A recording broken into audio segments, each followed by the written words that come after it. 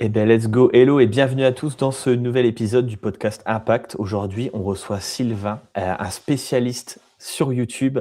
Donc, vous allez apprendre beaucoup de choses et je vais en apprendre aussi, donc c'est trop bien. Hop. Hello Sylvain, comment tu vas? Hello tout le monde, merci pour l'invitation. Clément, ça va très très bien. Je vais te laisser te présenter. Dis-nous qui tu es, ce que tu fais, comment t'en es arrivé là. Dis-nous tout. Dis-nous tout. Ok, je vais essayer la version courte pour pas que ce soit trop chiant. Donc moi je suis Sylvain, j'ai démarré sur YouTube il y a une quinzaine d'années, même plus maintenant, 16-17 ans je crois, pour partager une passion autour de la photo au démarrage. Et j'ai adoré l'expérience en fait d'apprendre et de partager des choses d'une chaîne passion au départ. Et j'ai commencé du coup à explorer pas mal de choses avec cette chaîne-là, notamment travailler avec des marques, commencer à vendre des produits aussi, avoir de l'influence, commencer à connaître un peu ce monde-là. Et j'ai voulu aider d'autres créateurs à faire pareil. Du coup, j'ai lancé une autre chaîne qui s'appelle Le Coin des Youtubeurs, qui aide des créateurs et des créatrices à développer leur audience. Et de fil en aiguille, j'ai été amené à monter une société, une agence qui s'appelle Vidéobiz, que je dirige aujourd'hui depuis 7 ans, qui accompagne des Ok. entreprises et des créateurs. On est à peu près moitié-moitié heu, dans le fait de développer une audience YouTube. Donc nous, notre spécialité, c'est vraiment la perf YouTube. Donc j'aime bien dire qu'on fait péter des bonnes chaînes YouTube. Et donc ça peut partir de chaînes qui partent de zéro, sans aucune stratégie, à des youtubeurs qui ont 1 million, 2 millions d'abonnés, qui veulent aller chercher 5-10-15% de perf en plus. On traite un petit peu tout ce spectre-là sur du YouTube spécifiquement organique, et les vidéos longues, c'est surtout là où on se positionne, quoi. Ok. Plus spécifiquement aux entrepreneurs, non?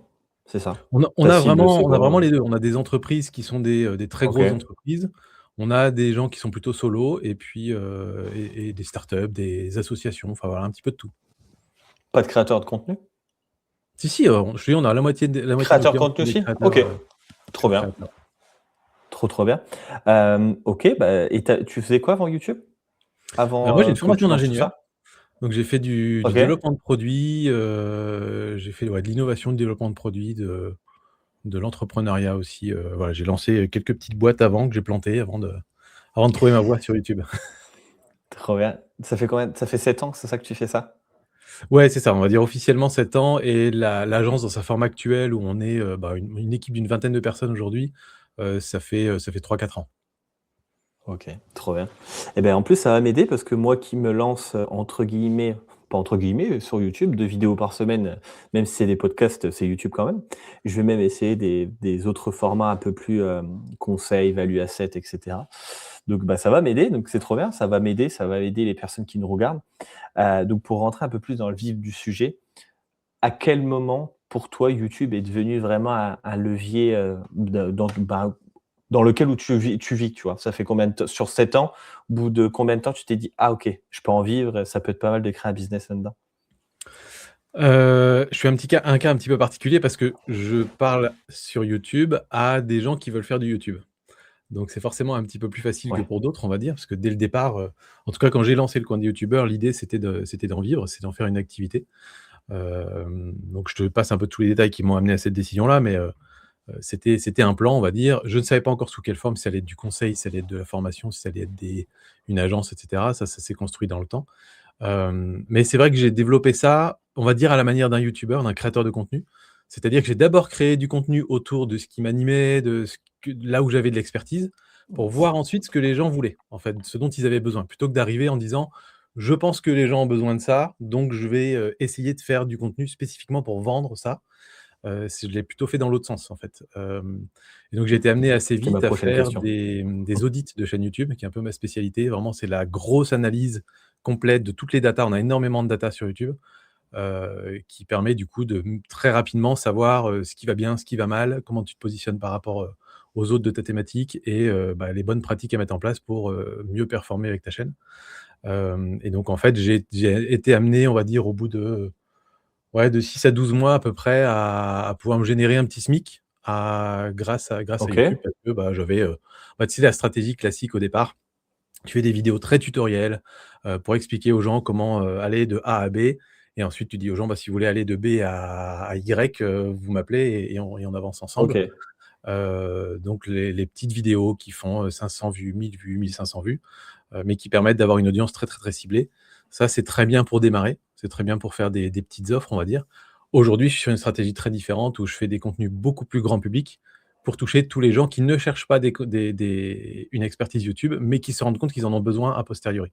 Et là, on est sur une strate un peu plus de notoriété, on va dire. OK. OK. Tu as répondu à ma question. J'allais te demander que tu as commencé YouTube pour vendre ou enfin, encore pour vendre directement, pour créer du contenu? Tu as commencé en créant du contenu. Donc tu étais déjà quand même dans cette thématique-là, à aider les personnes à avoir plus de visibilité sur YouTube, dès le début?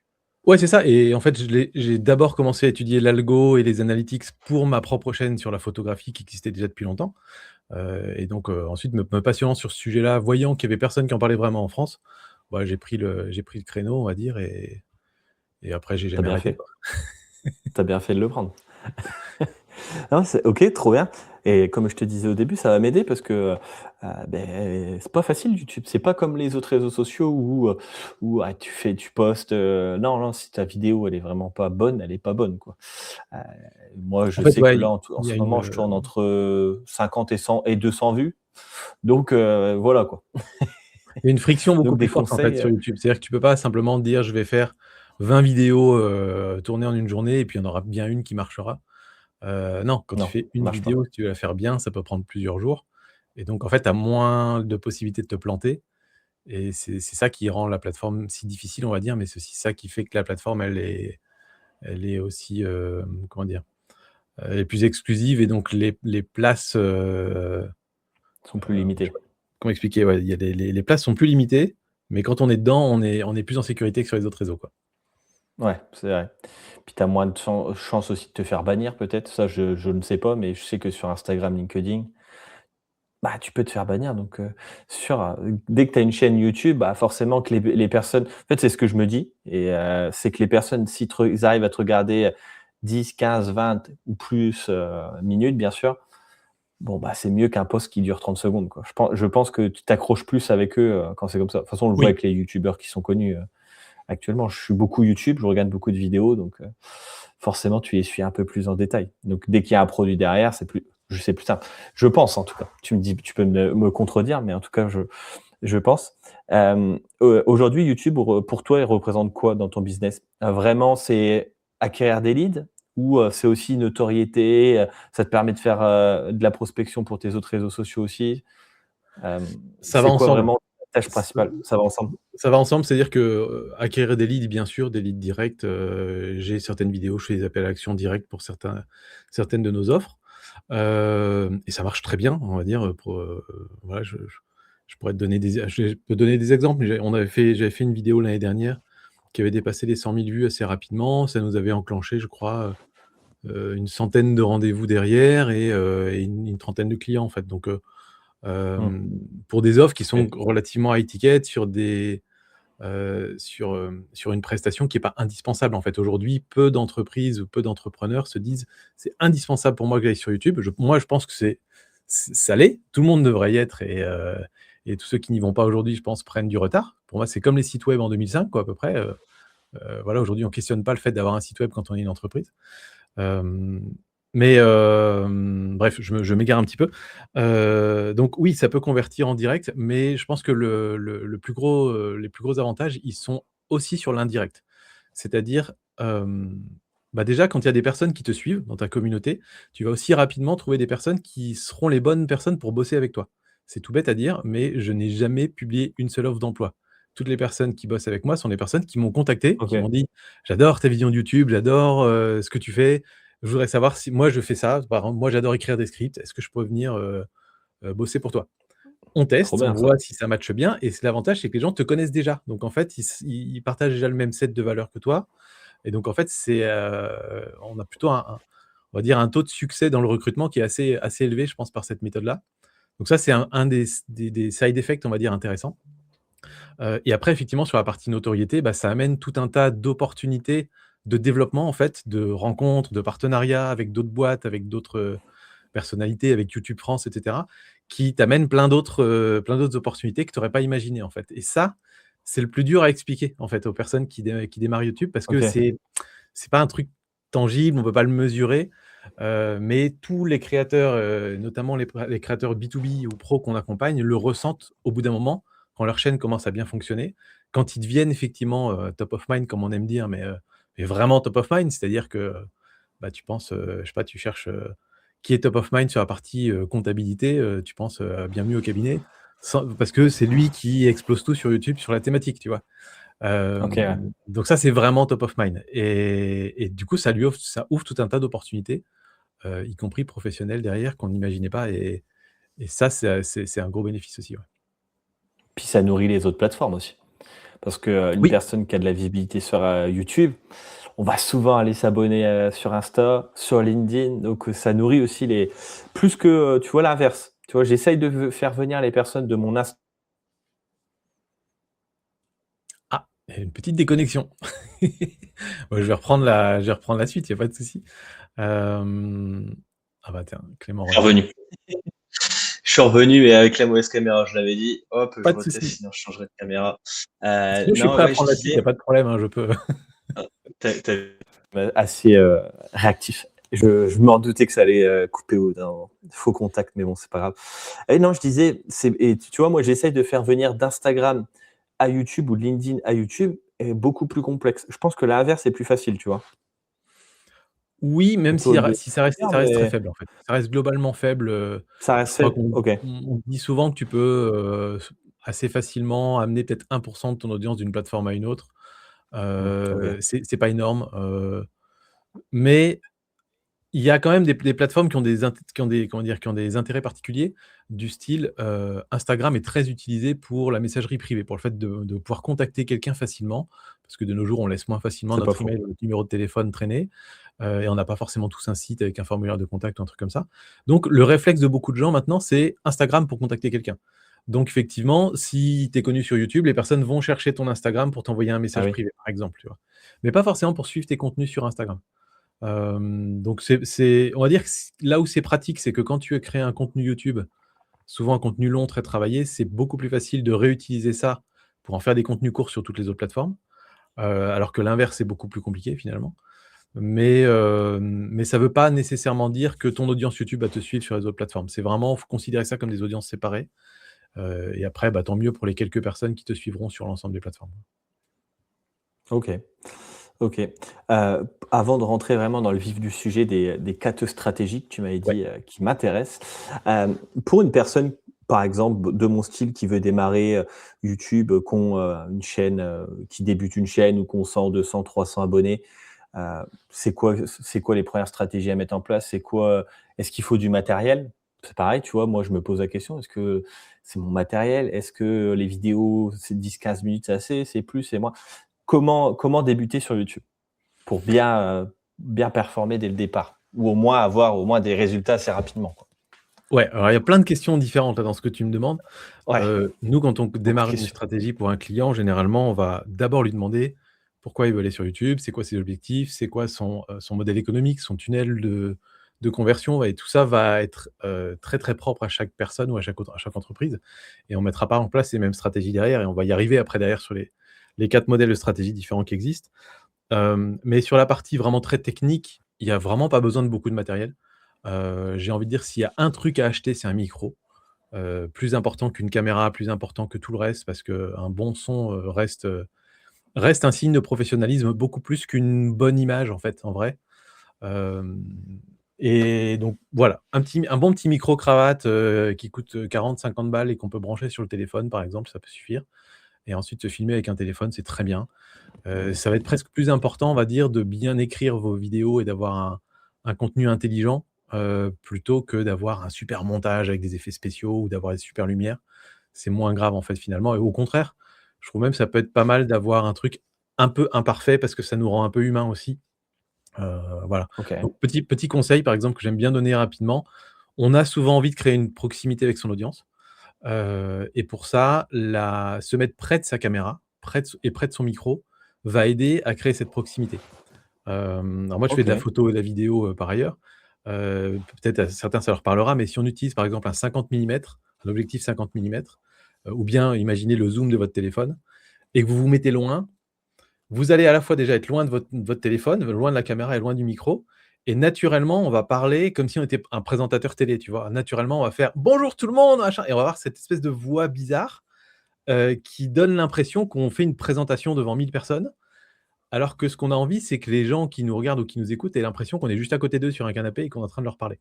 Donc c'est un conseil tout bête que naturel. je donne, mais mettez-vous filmez-vous au grand angle, même si vous aimez pas votre tête, c'est pas grave, il y a que vous que ça dérangera. Avec un micro tout près parce que du coup, on a tendance à me parler moins fort et à être plus, bah, parler avec sa voix naturelle finalement. Se forcer à sourire un petit peu, c'est bête à dire, mais bah, tu vois, par exemple, dans la vie de tous les jours, Tu bah, moi, je vais peut-être parler plutôt comme ça au départ, et en fait, il faut se mettre dans juste un petit niveau d'énergie au-dessus. Tu vois, tu souris un petit coup, ça s'entend et c'est tout de suite plus agréable à suivre. Voilà, 2-3 petits conseils pour démarrer, tout simplement. authenticité, quoi. Ouais, carrément. Au Comme sur un peu sur tous les réseaux. OK, tu vois? Et quel type de format au départ, tu vois? Parce que tu vois, il y a beaucoup de types de formats, surtout pour les entrepreneurs, tu vois? Pour moi, tu vois, j'ai bon, bah, les podcasts, mais encore ça, je pense que c'est encore un différent comme format, mais tu as les vlogs, les value assets, enfin les vidéos tips. C'est quoi la chose qui fonctionne bien, au départ? Est-ce qu'il faut être sur un type de format, plusieurs?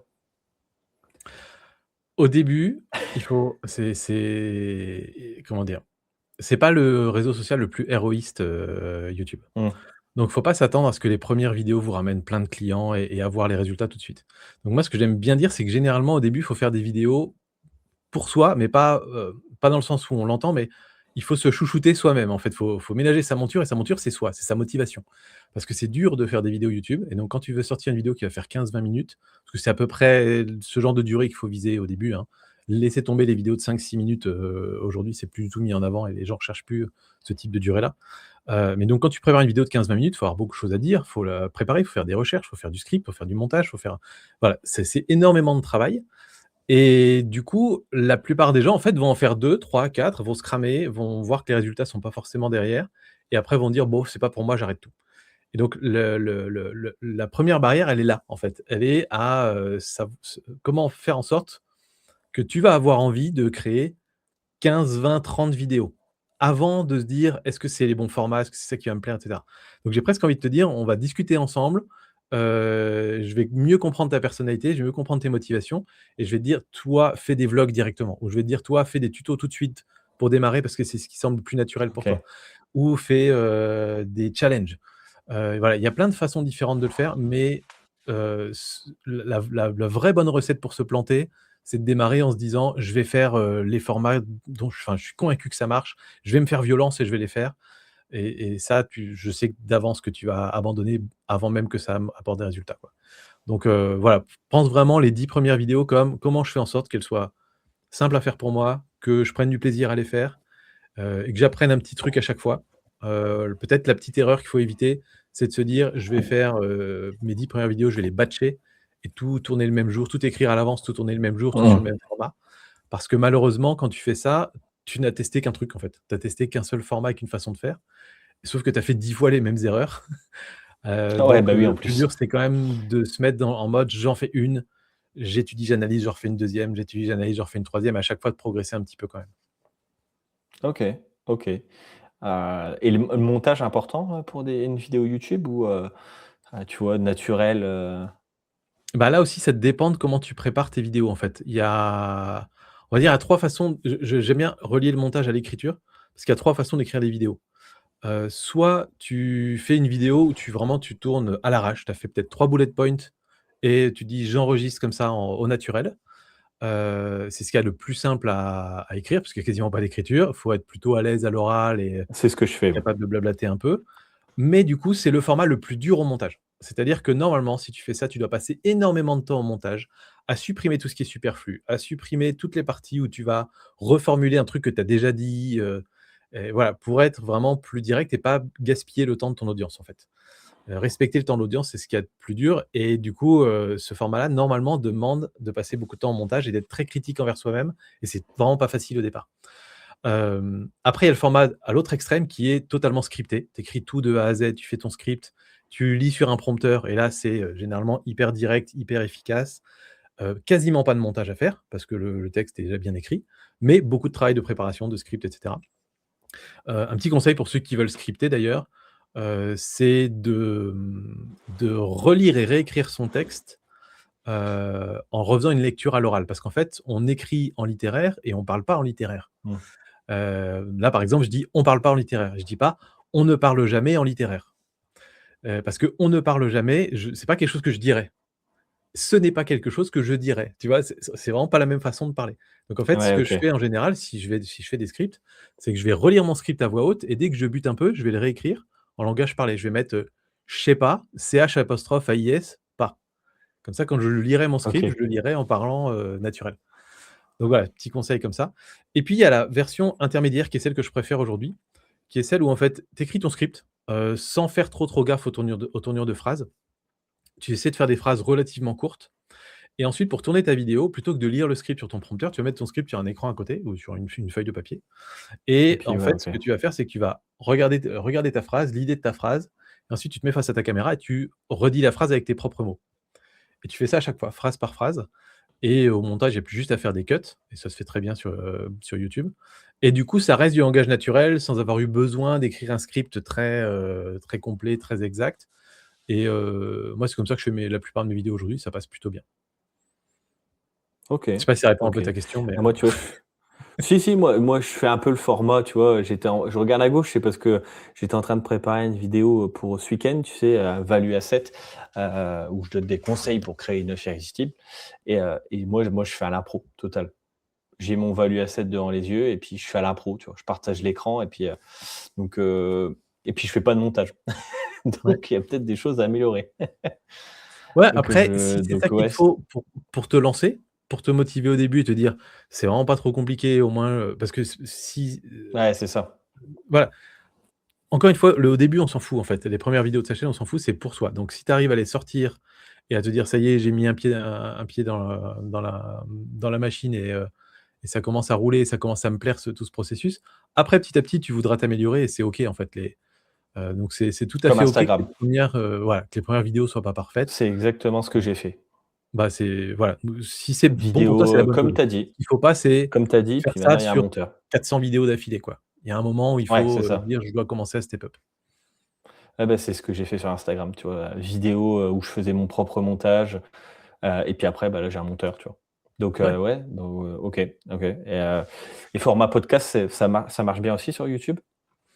Oui, bah, j'ai même envie de dire, si vous avez un podcast et que vous le mettez pas sur YouTube aujourd'hui, vous manquez une opportunité parce que c'est la plateforme où il y a le plus de découvrabilité possible.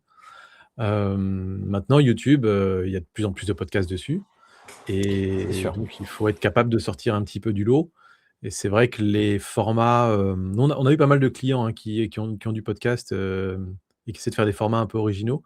Le format, bah, finalement, quelque part, le format qu'on fait là est pas forcément le meilleur format Mmh. pour se faire découvrir sur YouTube aujourd'hui. Hem, Format studio Aujourd'hui, tu peut-être? as, globalement plusieurs façons, plusieurs approches. Tu peux avoir l'approche un peu masterclass, où tu démarres dès le début avec une problématique. Par exemple, tu aurais pu démarrer la vidéo, plutôt que de dire: «Bonjour, est-ce que ça va?» et cetera. Tu aurais pu démarrer la vidéo en Ah disant: oui, OK. «Bon, Sylvain, un entrepreneur qui démarre sur YouTube, comment il fait pour atteindre les 1000 abonnés?» Et puis en m'ayant demandé peut-être au préalable d'avoir préparé quelques trucs. Tu vois? On démarre par une question très précise, pour accrocher un peu les gens et créer de OK. la rétention. Tu en as d'autres qui vont avoir des podcasts où ça va être, tu vas amener les gens à raconter beaucoup d'anecdotes et donc ces anecdotes peuvent faire une bonne accroche et peuvent aussi faire des bons, formats courts qui vont faire connaître le podcast. Enfin, tu vois, il y a plein de façons différentes en fait d'animer un petit Il y a peu une un vraie podcast et de stratégie. rendre OK. plus, ouais, de rendre plus YouTube friendly, quoi. OK, OK. Live podcast, il y en a beaucoup qui le font? Comme on est en train de faire? Bonne question, je suis pas tout à fait sûr.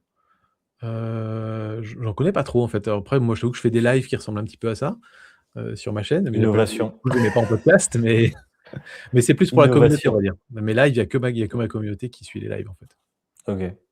Ouais, non, OK. Oui, la phrase d'intro comme ça, question, masterclass, c'est ce que tu vois, j'avais fait une masterclass, en live.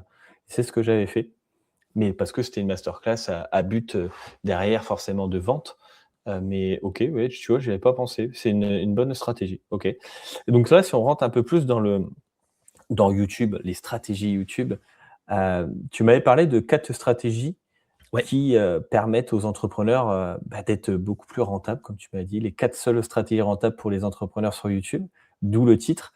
Dis-nous en plus sur OK, ces stratégies. Je te ça marche. laisse nous les On rentre dans le évoquer. vif.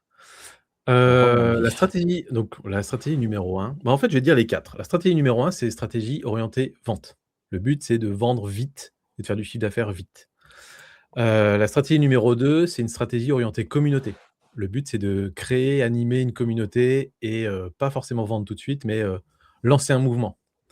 La OK. numéro 3, c'est plus une stratégie basée sur l'expertise. C'est-à-dire que l'objectif, c'est de se retrouver top of mind et d'être la référence dans le domaine. Et la stratégie numéro 4 va plus être une stratégie de marque personnelle. Et donc en fait, on peut évidemment pas faire tous les 4 en même temps.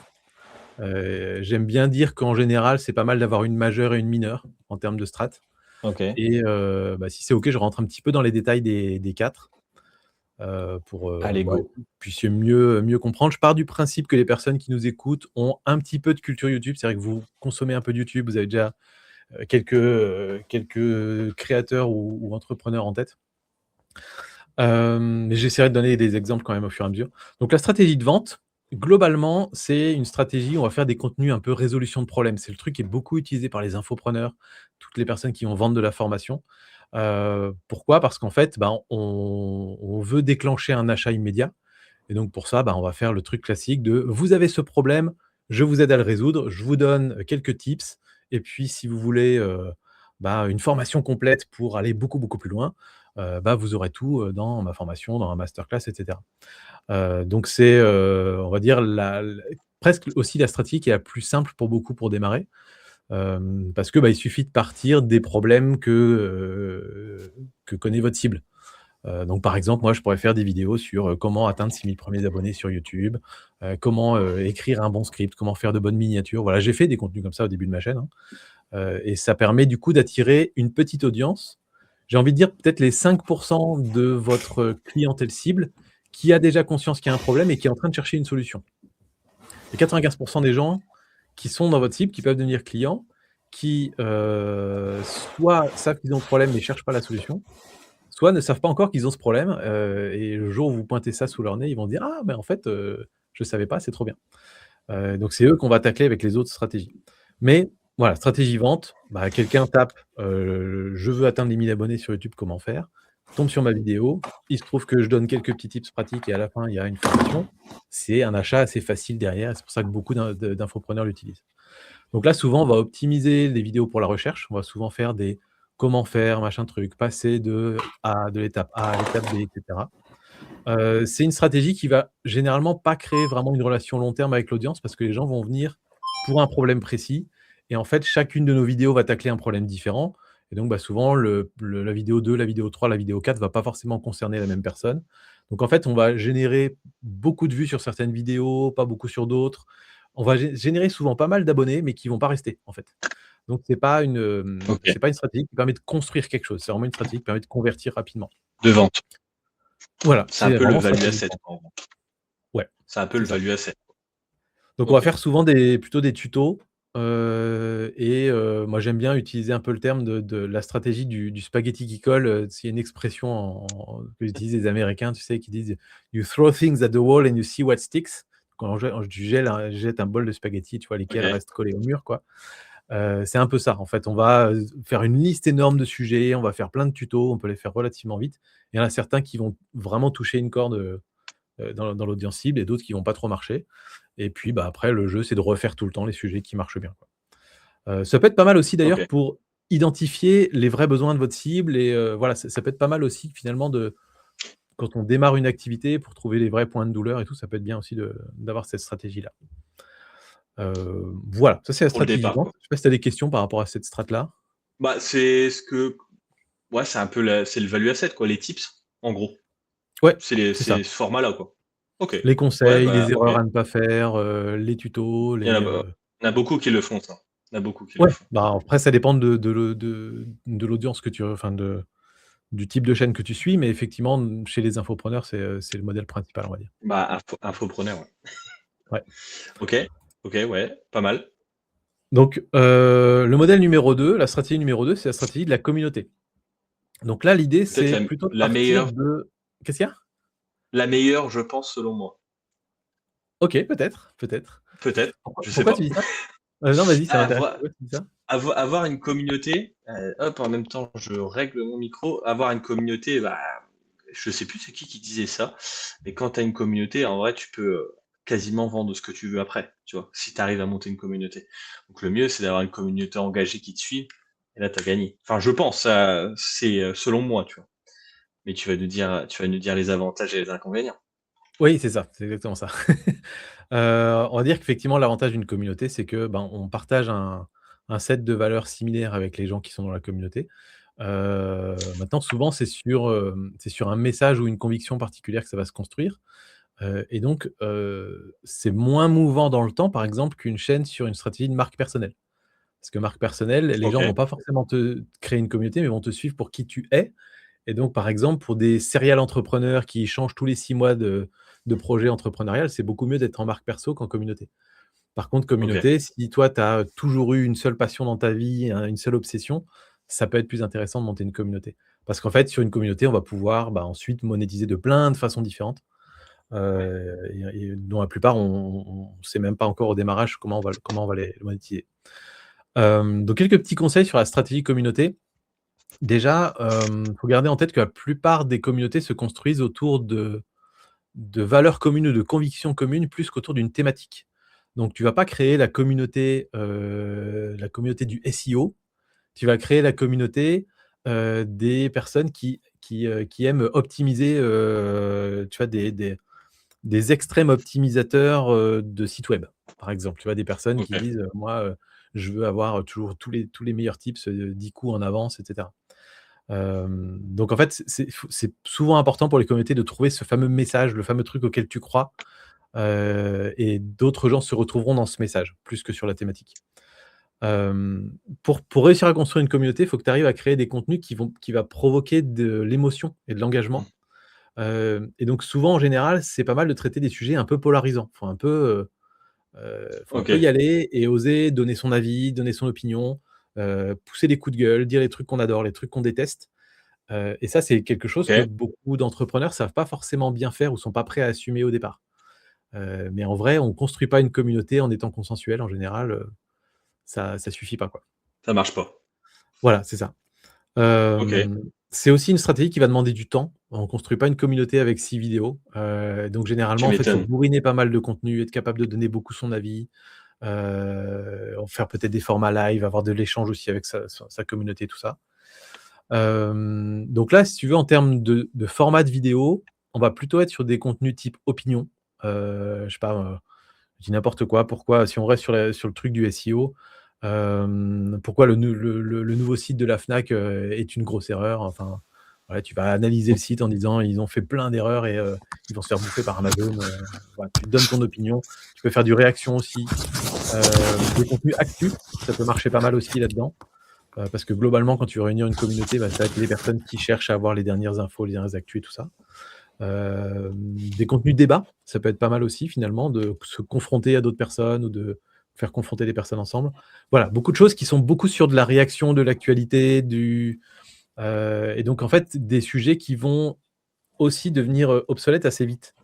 Donc il faut vraiment avoir une grosse capacité de production, pas forcément besoin de faire du gros montage ou de la grosse écriture, mais en gros, être capable de prendre la parole, quoi, sur des sujets. OK, Et OK. puis vite comprendre quels sont les sujets qui font le plus parler et remettre le paquet dessus, quoi, globalement. Donc dans chaque thématique, par exemple, un entrepreneur, comme moi, ça serait quoi la thématique? Enfin, la thématique.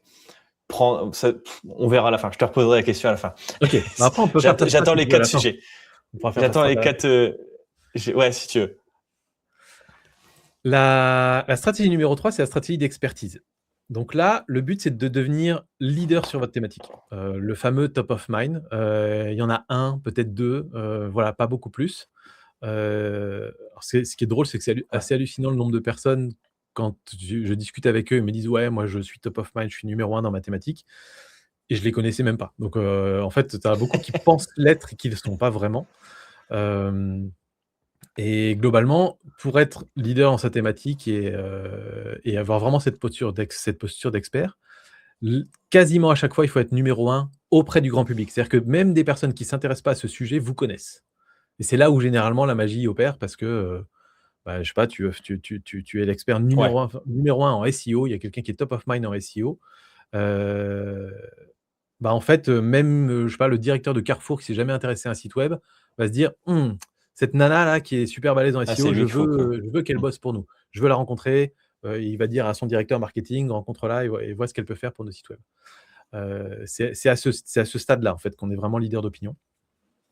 La OK. difficulté, c'est que, du coup, il faut être capable de faire des contenus qui vont montrer pas mal de technicité quand même, parce qu'il faut être capable de montrer ce qu'on est capable de faire, tout en étant capable de parler à un large public. Et ça, c'est la partie la plus difficile, on OK. va dire. Parce qu'en fait, c'est presque de la vulgarisation. Tu vois, les chaînes qui en font la vulgarisation scientifique, vulgarisation historique, et cetera, ont totalement cette problématique. Je fais de la vulgarisation scientifique, mon but, c'est d'intéresser à la science des gens qui, à la base, sont pas du tout intéressés par la science. Et c'est vraiment ça l'idée, en Ouais. fait, c'est de te OK. dire: je suis, expert comptable», je reprends l'exemple de Jérôme, je vais faire des vidéos pour intéresser, un jeune de 17 ans, qui est, fan de Fortnite, comment je peux l'intéresser à la comptabilité? OK. Finalement, en expliquant peut-être, où part l'argent, quand il a acheté un pack, de skins pour Fortnite et en expliquant comment ça marche et comment il est en train de rendre super riche une entreprise chinoise, voilà, par exemple. Il faut être capable de bien vulgariser tout ça et être capable de faire cliquer l'ado de 16 ans sur ce sujet-là et être capable de le faire rester sur la vidéo, de le faire regarder et d'avoir envie de regarder d'autres vidéos de la chaîne. Donc en fait, c'est là qu'il y a les stratégies les plus OK. complexes, mais c'est aussi là où nous, on s'amuse le plus. C'est vraiment cette partie-là que nous, chez Vidéobiz, en tout cas, qu'on a beaucoup développé et on s'éclate beaucoup. Hem, c'est aussi là où tu vas créer une relation un peu top-down. On est plutôt que dans la partie communauté où tu vas être plutôt à niveau avec ta communauté. Là, on est plutôt en posture de, je me mets au-dessus de la mêlée, j'analyse plutôt de façon macro les éléments, plutôt que d'être vraiment au niveau micro détail. Et c'est souvent du coup une posture qui est adaptée à du high ticket derrière. On va souvent pouvoir OK. vendre des prestations très, très high ticket là-dessus, parce qu'on est perçu comme la personne qui a la vision la plus large et qui va être capable de s'adapter à toutes les situations, et cetera. Donc maintenant, comment on fait ça? Comme je te dis, c'est là où tu as les formats de vidéos les plus complexes. Ça va être les formats documentaires, les formats analyse, les formats enquête, et tous ces formats-là sont des formats qui doivent être très bien préparés, très bien écrits, très bien montés, pour avoir un maximum de rétention sur les vidéos et un maximum de taux de clic des personnes qui ne te connaissent pas encore. Donc voilà, OK. c'est le top du game de YouTube, mais c'est aussi là où c'est le plus marrant. Maintenant, ça demande soit beaucoup de temps et beaucoup de compétences, soit beaucoup de budget pour se faire accompagner. Donc c'est rarement une stratégie qu'on conseille au tout démarrage d'une chaîne YouTube parce que c'est beaucoup, beaucoup d'investissement et on n'a pas tout de suite des résultats. Donc nous, ça nous arrive de le faire très tôt sur une chaîne YouTube quand on a des clients qui ont du budget et qui veulent pas perdre de temps. Ils disent: «Je veux faire grossir très vite ma chaîne». On va partir souvent sur ce profil-là. Mais la plupart du temps, ça arrive plutôt dans une deuxième ou troisième étape. Et puis il faut être OK. capable un petit peu d'encaisser le fait que parfois, tu vas passer beaucoup de temps ou beaucoup de budget sur une vidéo et que des fois, elles vont pas faire beaucoup de vues quand même. Et ça peut être méga Ouais, frustrant ça parce que, c'est une stratégie où tu vas sortir peut-être une vidéo par mois, une vidéo tous les ou 2 vidéos par mois qui vont être des vidéos de 25-30 minutes. Tu as peut-être passé 20-30 heures à travailler dessus si tu te fais accompagner, 60 heures si tu te fais pas accompagner, et à la fin, peut-être ta vidéo, elle va faire, 400 vues, mais peut-être la suivante va faire 300 000. Donc ouais, voilà, tu vois, il y a c'est une grosse, disparité et c'est dur de tenir la durée, sur ces formats-là si on démarre par ça. OK. Voilà. OK. Tu as des questions par rapport à Bah, ça? pas là, j'en ai plein. Non, mais si on revient plus sur les entrepreneurs de mon style, tu vois, infopreneur, freelance et cetera, agence, c'est quoi le meilleur style, de vidéo pour commencer, tu penses? Ça Pour dépend, je commencer à reviens avoir encore une là-dessus, hein, ça dépend communauté, ça de dépend. ta Bah, je personnalité pense que beaucoup. la OK, OK. Vas-y, tu voulais dire quelque Heu chose? Non, mais je pense que la plupart, ils sont là aussi, enfin, s'ils veulent se lancer sur YouTube, c'est certes pour créer une communauté, mais c'est aussi pour vendre, on va pas se mentir. Je pense que le 3/4 des entrepreneurs, c'est ça, 90 même. Donc, ouais, quel format, tu vois? Si on prend mon cas, Je suis capable de faire quand même beaucoup de masse, tu vois, parce que je publie 5 fois par jour sur Insta, je sais pas combien de fois par jour sur LinkedIn. Donc je suis capable d'encaisser ça. Quel format me correspondrait plus selon toi? Hors podcast, bien sûr, puisque c'est ce que je fais déjà. Bah, le plus probable, c'est que ce soit pour toi en tout cas, le format numéro 1, la partie stratégie vente. Parce que si tu as besoin d'être rassuré Tips, rapidement, ouais. voilà, d'avoir des vidéos qui te ramènent des clients directs, des personnes qui disent: «Ah bah, j'adore ta façon de présenter les choses, j'ai envie de bosser avec toi». Heu, c'est ce qu'il y a de plus simple, surtout si tu vends plutôt des petites prestations, on va dire. Ça va pas trop marcher une Ah, stratégie de vente si tu vends des ouais. prestations à 1 000, 2 000, 3 000 € derrière, quoi. Donc c'est là Mmh. un petit peu l'inconvénient. Mais de OK. toute façon, pour démarrer, parce que, enfin, de ce que tu me dis, j'ai l'impression que tu es effectivement la typologie de personne qui est capable de se discipliner et de créer beaucoup de contenu Mmh. et d'arroser un petit peu tous les réseaux. Donc tu vas pas être la personne qui va partir all-in sur YouTube, tout de suite. Tu vas venir tester Non. YouTube en te disant: «Ça m'intéresse, je pense qu'il y a du potentiel, mais je vais lui laisser une chance et je vais me donner peut-être 3 mois, 6 mois pour voir ce que ça donne et si Ouais. ça marche pas, bah, je remettrai le paquet sur LinkedIn ou sur Insta et cetera». Et souvent ce type de personnes, ils ont besoin effectivement d'avoir des résultats rapides et donc bah, les résultats rapides, tu vas plus les avoir avec des petits tutos, des Ouais. vidéos faciles à faire. Ce qui est très dur par contre, c'est quand tu as pris cette habitude-là et Ah, il qu'ensuite l'a tu veux changé. switcher vers une stratégie différente et là, tu vas te prendre un mur de complexité de contenu, de difficulté aussi, et c'est souvent là où nous on récupère des clients, des infopreneurs qui disent: Ah, «Bah, tu moi ça fait m'étonnes. des années que je fais des petits tutos tout simples, que j'écris en 1/2 heure, que je tourne à l'arrache et que ça me fait Pas de montage, rien, mes ouais. 1 000 ou 2 000 vues. Maintenant comment je fais pour avoir les 200 000 vues là?» Et on lui dit: «Bah là, tu passes dans un autre game quoi, va falloir, et c'est dur quand tu as pris ces habitudes d'avoir cette facilité là, quoi. OK. Hem Et puis il y a quand même la quatrième stratégie avant peut-être de revenir sur toi, sur comment on pourrait faire ça, mais la quatrième c'est la stratégie de marque perso. Alors je vais pas donner d'exemple d'ailleurs, mais sur la stratégie numéro 3 d'expertise, bah, un Bienvenue au cabinet par exemple est sur cette stratégie-là, un Yann Leonardi est sur cette stratégie-là. Et sur la marque perso, bah, on a récemment des exemples, avec, zut, j'ai perdu son nom forcément.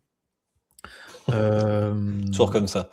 ouais, bah, tu sais le start-upper qui a revendu sa boîte pour, 10 000 000, 50 000 000, je sais plus combien, qui fait énormément de vidéos, il fait genre une vidéo par jour ou une vidéo tous les 2 jours. Tu me l'avais dit, je crois, tu me l'avais dit la dernière fois, mais alors là, je suis pas retenu. Ouais, j'ai plus le nom en tête. Peut-être dans le chat vous l'aurez, mais bon. Donc là, lui, il est vraiment sur une stratégie marque perso. C'est-à-dire qu'il va faire beaucoup de vidéos où il va donner son avis sur les choses. Ah, Hem, je vois c'est qui. ouais, je pense que Je vois mais c'est bon, qui, mais j'ai plus son ouais. nom non plus. Mais je vois c'est qui. Donc ça, c'est, on va dire, la stratégie qui est idéale pour des entrepreneurs, comme je disais, qui ont 12 000 idées à la seconde, qui changent de projet tous les 18 mois. Parce qu'en fait, YouTube est un jeu long terme. Faut jamais oublier ça. Si vous voulez des résultats très, très, très rapides et gagner vite, vite de l'argent, faites de la publicité, faites du LinkedIn, ça paiera beaucoup plus vite qu'une stratégie YouTube. Par contre, le jour où vous arrêtez la pub ou vous arrêtez LinkedIn, il ne se passe plus rien. Le jour où vous avez commencé à construire un truc sur YouTube et que vous diminuez un peu la Mmh. cadence, ça continue d'amener du business. C'est ça l'intérêt en fait, c'est qu'on construit un asset très long terme. Mais si vous changez de projet au bout de 18 mois, bah, tout ce que vous avez construit jusqu'à présent, vous allez devoir repartir de zéro. Donc en fait, c'est pas une bonne Ouais. idée de partir sur une stratégie de communauté ou de vente même, si vous savez que vous allez changer votre business rapidement. Et donc dans ce cas-là, la stratégie de marque perso est plus adaptée, parce qu'elle est facile à pivoter dans le temps, parce qu'on va suivre une personnalité Ouais, et on bah, va le oui. suivre dans tous ses projets. Donc c'est aussi cette stratégie qui va créer la relation la plus forte avec une audience, qui fait qu'on va vraiment s'attacher à la personnalité plus qu'au sujet ou à ses thématiques. Mais ça demande une personnalité plutôt charismatique. Alors, il y a plein de façons d'être charismatique, il y en a pas qu'une, et il suffit pas d'hurler ou je ne sais quoi. Il y a des personnes très posées qui sont très charismatiques. Moi, j'aime bien penser aussi que ça demande une certaine humilité. C'est-à-dire que, bah, ouais, il faut rester relativement, je sais pas comment dire, mais, garder un peu les pieds sur terre quand même, tu vois? Par rapport à ces contenus. Et là, souvent, en fait, dans les contenus, on va avoir beaucoup d'histoires. Tu vois, par exemple, le jour Storytelling, ouais. où j'ai compris ce qui s'était passé sur tel truc, la fois où j'ai perdu un client à 10 000 €, j'ai failli fermer ma boîte. Enfin voilà, toute cette partie un peu anecdote, histoire, etc. C'est pour ça, en fait, si je reviens sur le côté humilité, mais c'est une strat où pour qu'il y ait une connexion qui se crée avec l'audience, c'est hyper important d'être capable de reconnaître nos propres erreurs et qu'on n'est pas parfait. Les gens recherchent ça, en fait. Si toi, tu veux paraître parfait, si tu veux être en mode, voilà pourquoi je suis le meilleur entrepreneur de la planète et pourquoi, comment je fais jamais d'erreur, ça crée pas cette relation de confiance. Alors que si tu es Il faut capable, à la fois de dire d'assumer cette tes erreurs. image de personne qui réussit, puis qui progresse, et cetera, mais aussi qui est capable d'apprendre de ses erreurs et qui est capable de reconnaître quand il a merdé, généralement, c'est là où on devient humain et où les personnes se disent: «Ah ouais, du coup, j'aime bien cette personne-là, quoi». Donc l'humilité venait de là. Donc des histoires, des vlogs, c'est beaucoup aussi dans cette catégorie-là, des réactions, OK. des contenus opinions Vlog, aussi. ça marche bien aussi, hein. Vlog, Oui, ça marche bien? ça OK. peut ça peut pour ces personnes-là, mais ça reste des contenus qui sont très difficiles. En fait, il faut toujours se dire: «Pourquoi des personnes s'intéresseraient à ma vie, en fait?» Tu vois, Ah oui. moi-même, ma vie d'entrepreneur, elle est pas passionnante. Donc si je faisais des vlogs, je suis pas sûr que grand monde serait intéressé pour les regarder. Donc j'en Bah, fais c'est ce pas. que je me dis pour moi. C'est Oui, ce que je me dis également pour moi. J'ai la caméra, tu vois, cette caméra-là Osmo Pocket là, ouais. mais ouais, voilà. Je pourrais en faire, mais je me dis la même chose que toi, tu vois? Qui va En venir fait, regarder ma vie, quoi? les bons vlogs sont des contenus qui sont préparés à l'avance. Ça, c'est le plus dur à comprendre aussi, c'est que, OK. on a tendance à voir un vlog en se disant: «Bah, je vais documenter un peu ma journée et j'arriverai bien à en faire quelque chose à la fin». Mais sauf qu'en fait, en réalité, il faut savoir déjà à l'avance pourquoi les personnes s'intéresseraient à ce Mmh. moment-là, et qu'est-ce qu'eux pourraient en retirer pour eux-mêmes. En fait, c'est très égoïste en général YouTube, hein. Les personnes qui cliquent sur une vidéo, c'est qu'ils en attendent quelque chose pour eux-mêmes. Donc si je dis juste: «Hey, suis ma journée d'entrepreneur», sans te dire ce que tu vas apprendre, découvrir et gagner pour ta propre expérience en toi-même, aucun intérêt, quoi. Donc peut-être, j'en sais rien, je vais faire, pour la première fois, peut-être un salon professionnel avec mon entreprise. Ça pourrait être Ah oui. intéressant de Ouais. faire une vidéo qui s'appelle, je sais pas, 24 enfin, heu, doit-on, que gagne-t-on vraiment à faire un premier salon professionnel? Ça va peut-être s'appeler comme ça ma vidéo. Ce sera un vlog, ça a pas l'air d'un vlog dans le titre, mais ce sera un vlog et bah, peut-être que sachant que je promets ça à mon audience, bah, je vais à la fois expliquer mes expériences, mais je vais à la fois aller interviewer plein de gens sur le salon en disant: «Votre premier salon, ça s'est passé comment? Ça s'est passé bien, pas bien? Vous avez gagné quoi? Vous avez perdu quoi? Quel conseil vous donneriez à quelqu'un qui hésite à, lâcher 5 000 balles pour prendre un stand sur un salon?» Tu vois? Parce que Ouais, c'est tu pas sais mal. que c'est ça que tu veux apporter aux gens. Tu vois, Ouais, c'est ça peut être pas globalement mal. comme ça que je ferais plutôt des vlogs. Ouais, OK. OK. Et donc voilà, Tu sur la marque as une perso, on question va dans le chat, ouais, je sais pas si tu as vu, tu as une question dans le chat. moi je regarderai juste Heu, après. ouais, ouais, Donc sur la marque perso, on va être sur une grosse fréquence de vidéos, OK. et puis il y a un côté un peu prise de risque parce que, ben, peut-être ça prendra pas, peut-être les gens vont pas hyper accrocher avec ta personnalité ou avec les choses que tu as à raconter et si ça prend pas et il faut être capable de l'accepter et de remettre son ego un peu dans sa poche et se dire: «Bon, bah, je vais revenir peut-être sur des vidéos un peu plus éducatives, quoi». OK. Ah, c'est pas facile, hein, YouTube, hein, mais c'est ça qui est bien, c'est qu'il y a de la place, bah, pour ceux qui sont, bah, c'est un peu comme tous les réseaux sociaux. Sur ce niveau-là, c'est celui qui est persévérant et régulier qui arrivera sur le long terme, quoi, tout Ouais simplement. et qui est capable de Heu, tester des trucs, surtout. Tester des trucs. Ouais, c'est Ouais. ça, c'est ça. Pas toujours le même format vidéo, quoi. Bah, enfin, ça peut être le même format si tu es convaincu qu'il est bon, mais il faut Oui, le renouveler, tester des nouvelles choses. Enfin, moi, tous ceux qu'on accompagne et qui ont réussi sont des serial testeurs, quoi. Un Shubham Sharma, par exemple, j'ai jamais vu quelqu'un qui testait autant de trucs différents en permanence dans ses vidéos, dans ses formats et tout ça et c'est pas pour rien qu'il y arrive, c'est qu'il est obsédé par ça, en fait. Il est obsédé par trouver toujours la meilleure optimisation, le nouveau truc. Voilà, d'accord. c'est l'anti, c'est l'anti-batch, quoi. OK. Et niveau stratégie un peu plus, pas pure, mais, combien de formats faut poster?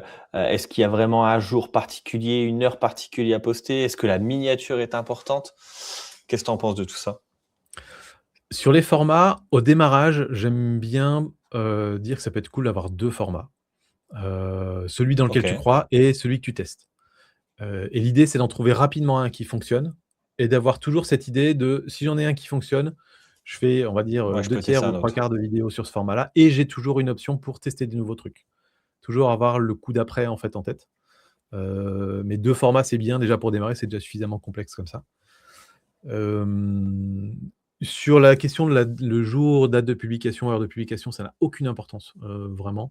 Alors on OK. peut bidouiller un peu le truc en se disant: «Bah tiens, si j'arrive sur une thématique où il y a déjà un créateur qui est très connu, par exemple, qui a, que tout le monde va cliquer sur ses vidéos directement, bah, j'ai peut-être pas intérêt à sortir ma vidéo en même temps. J'ai plutôt intérêt à sortir en opposition de phase. C'est-à-dire s'il publie le vendredi soir, je vais publier le mercredi matin». Pour que, bah, OK. la plupart des gens de son audience aient déjà vu sa vidéo et du coup, quand ils se connectent à YouTube, bah, la mienne pop et il y a plus de chances qu'ils cliquent sur la mienne que sur la sienne. C'est le petit conseil que je peux donner. Par contre, quand tu es top of mind, tu vas plutôt poster au Ouais, moment OK, où tu ton as des audience est là. horaires. C'est ça, mais ça change très peu parce qu'en fait, ce qui se passe, c'est que l'algo de YouTube ne va pas pousser ta vidéo au moment où tu la publies. C'est pas du tout comme ça que ça fonctionne. C'est plutôt quand une personne se connecte sur son téléphone à YouTube, bah, YouTube, à ce Oui. moment-là, va se dire, par rapport à son historique de OK. visionnage et à ses goûts, qu'est-ce que je peux lui proposer? Et donc si quelqu'un suit tes vidéos, assidûment, que tu publies ta vidéo aujourd'hui et que cette personne se connecte dans 2 mois, YouTube va lui proposer ta vidéo au moment où il va se connecter, en fait. Et donc en fait, OK. c'est voilà, c'est plutôt comme ça que ça se passe, plutôt que de se dire, «Tout se joue dans les premières 24 heures», non, ça Non, ça elle peut partir plus tard, la vidéo aussi. OK, ouais, carrément. OK. Et ta troisième question, c'était quoi? C'était les miniatures. Ouais, heu, ultra important et c'est pour le coup, quelque chose qui est, très peu présent sur les autres réseaux.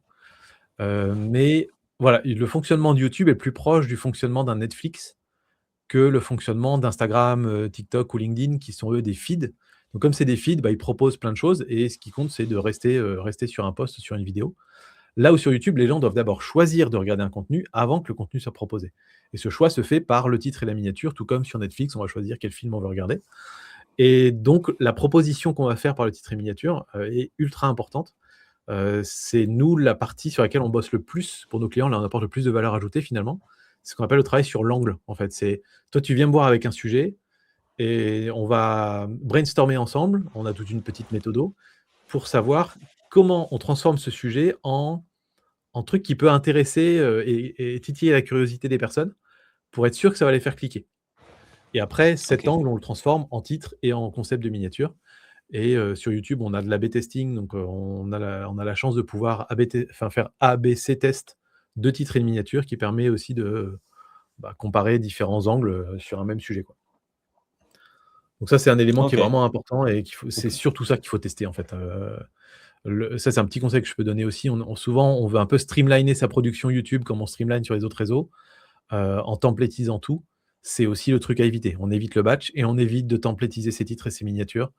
Moi, ma chaîne YouTube, les minias sont toutes hyper différentes parce que je passe mon temps à tester des trucs. Et puis, bah, si l'audience clique plus sur celle-là que sur celle-ci, bah, je vais garder celle-là. Et voilà, donc il faut vraiment, OK. ouais, tester, tester, tester. OK. Et les titres, comment tu fais pour les rendre un peu viraux? Pour avoir un bon titre impactant? Tu t'aides de Là l'IA, non? aussi, Ou pas du il y a tout? il y a pas mal de mécaniques de titres qui fonctionnent. Alors oui, nous, on utilise un petit peu d'IA, mais comment dire? On utilise de l'IA qu'on entraîne avec nos données. C'est-à-dire que, OK. si demain tu demandes à ChatGPT de te proposer des titres pour ta vidéo, tu décris un peu ton sujet, il va te donner des titres qui sont plutôt flatteurs, tu les regardes, tu dis: «Ah, ça a l'air pas mal», mais généralement, c'est pas des bons titres de vidéos YouTube, en fait. C'est juste OK. des trucs bien formulés. Là où en fait, nous, on a plutôt des formats de titres qui ont fait leurs preuves, presque des titres à trous, tu vois? J'ai envie de dire ça comme ça. Et ensuite, on va adapter ça au sujet de la vidéo. Et là où on va utiliser l'IA, en général, c'est pour trouver des mots plus précis. Donc, par exemple, je sais pas, j'ai un mot qui me vient en tête, je me dis: «Il y a forcément d'autres expressions, d'autres mots qui peuvent être un petit peu plus accrocheurs ou un petit peu plus courts ou qui décrivent mieux la subtilité du sujet». Et c'est généralement là où l'IA va me proposer, 50 mots et je vais dire: «Ah oui, ce mot-là, il est parfait». Et c'est là où nous, on gagne du OK. temps par Mmh. rapport à avant où il fallait qu'on se creuse les méninges pendant, une demi-heure pour trouver le mot exact. Bah, là, avec l'IA, on le trouve beaucoup plus vite. Ouais, tu gagnes Mais du ça temps. reste, ça reste un process qui est très, très humain et qui nécessite d'avoir une bonne culture YouTube.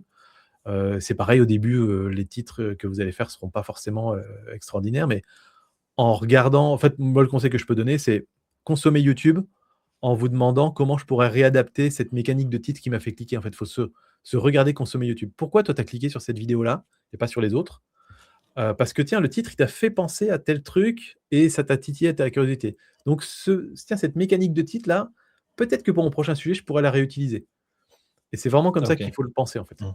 Mais c'est ouais, une petite habitude à prendre. Ah, c'est différent quand même des autres réseaux sociaux. C'est En ça, vraiment, oui. pas pareil, ouais. Ouais, mais le hook est important. L'intro YouTube, le hook, comme les autres réseaux sociaux, est Ouais, hyper important. hyper important aussi. On a un petit peu plus de temps, on va dire, que sur un TikTok. On va dire qu'on considère que le hook, il va plutôt être sur les 30 premières secondes plutôt que sur les 3 premières, quoi, sur des vidéos horizontales, longues. Mais ça reste effectivement très important.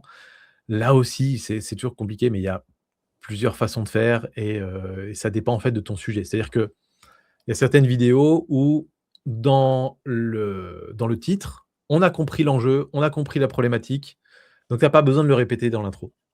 Si je te fais une vidéo sur, comment apprendre à utiliser Photoshop comme les pros, la promesse, elle est là, en fait, tu as compris. Donc j'ai pas besoin de démarrer la Ouais, vidéo en te disant: «Photoshop, c'est le meilleur logiciel de post-traitement de photos, les pros l'utilisent mieux que les». Je sais tout ça, en fait, tu as pas besoin de me le répéter. Donc là, tu peux démarrer directement en ouais, disant: «Tips numéro 1, les pros, ils font ça», et là, tu en mets, plein la tronche des personnes parce que tu as pas fait d'intro et tu es direct dans de la valeur. ouais, Si par contre, je te fais une vidéo sur, ce petit logiciel de retouche photo, dont personne ne parle, mais qui est incroyable, bah, là, j'ai besoin de tu vois, j'ai joué sur un côté ouais. un peu secret dans mon titre, hem, mais du coup, j'ai besoin de te donner un petit peu à manger quand même sur les premières secondes pour te confirmer que tu as bien fait de cliquer.